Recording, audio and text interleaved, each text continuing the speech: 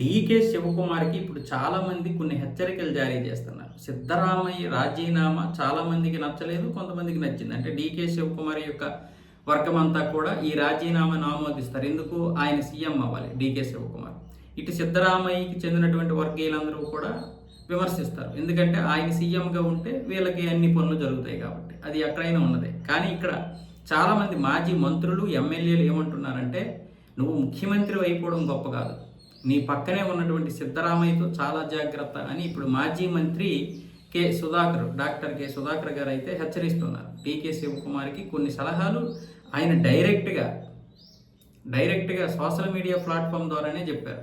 నువ్వు చాలా జాగ్రత్తగా ఉండాలి సిద్ధరామయ్యతో, ఆయనతో ఉన్నటువంటి అనుభవంతో చెప్తున్నాను, ఆయన చాలా డేంజర్, నీ ఇష్టం అన్న విధంగా వాళ్ళు చెప్తున్నారు. చాలామంది దీన్ని కొట్టిపారేయడం లేదు, అది వాస్తవమే అని కూడా చెప్తున్నారు. అంటే సిద్ధరామయ్య ఇప్పుడు రాజ్యసభకు వెళ్ళమంటే వెళ్ళడం లేదు.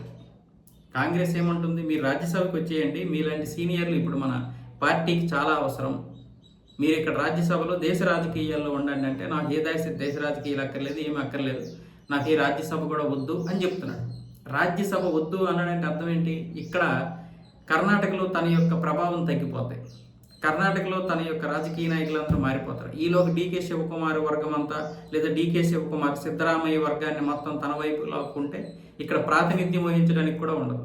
కొడుకు యతేంద్ర సిద్ధరామయ్య పెద్ద తోపేమీ కాదు, ఆయనకి ఇంత పెద్ద రాజకీయం నడపడం చేత కాదు.